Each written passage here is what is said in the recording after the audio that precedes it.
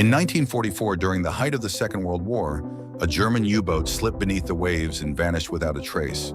The submarine, known as U-455, carried 50 men on board.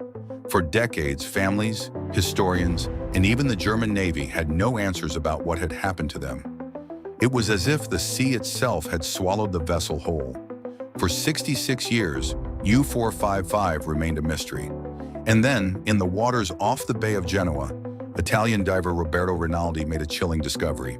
400 feet below the surface, half buried in mud, lay the twisted remains of a submarine. The crew was still sealed inside. This is the haunting story of U-455, a tale of hope, tragedy, and unanswered questions buried beneath the sea. During the Second World War, German U-boats were nicknamed the Grey Wolves.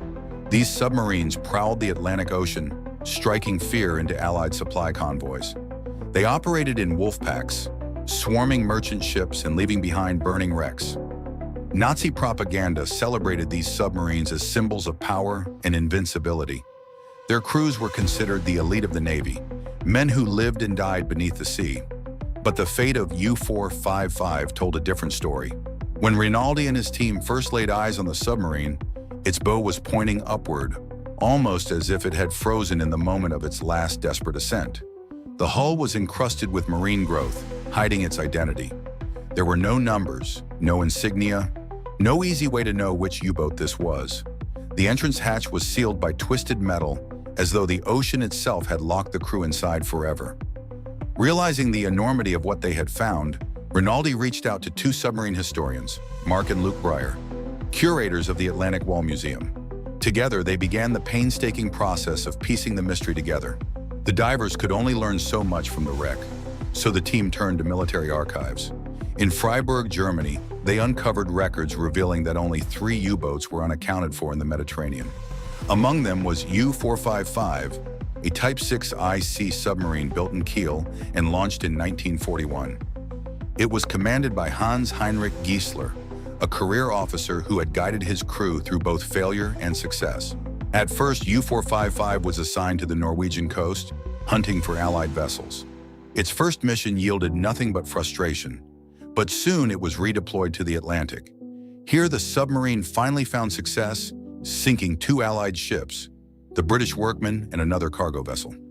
For a time, the crew of U-455 felt the pride of hunters who had drawn blood.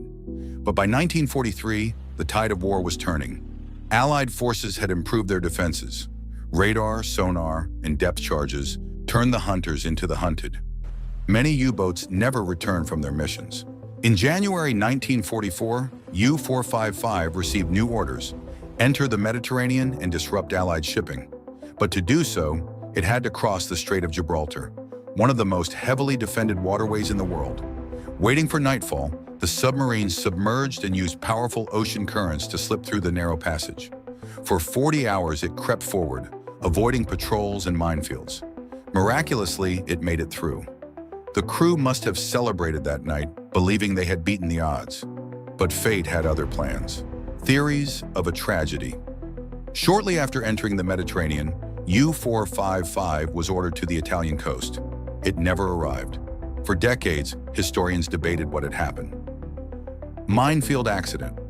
Some records suggested that German forces themselves had laid mines in the region, but secrecy meant U-455 may not have been warned. Allied attack.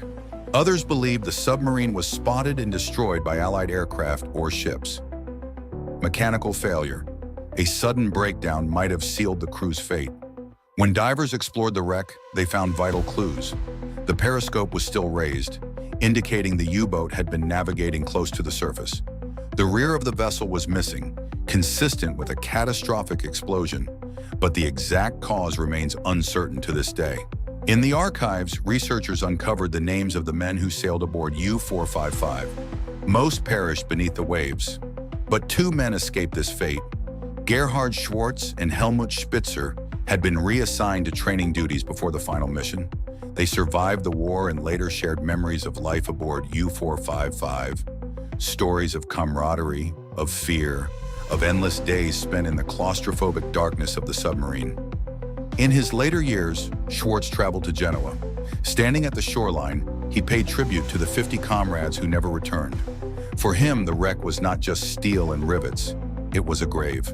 The discovery of U-455 was not just about identifying a lost submarine. It was about restoring memory, about giving names to men who had been forgotten by time. The submarine that had once been hailed as part of Hitler's invincible navy had ended in silence, buried beneath the waves. And today, U-455 serves as a haunting reminder. In war, even the hunters can become the hunted. Hey, history nerds, thanks for watching.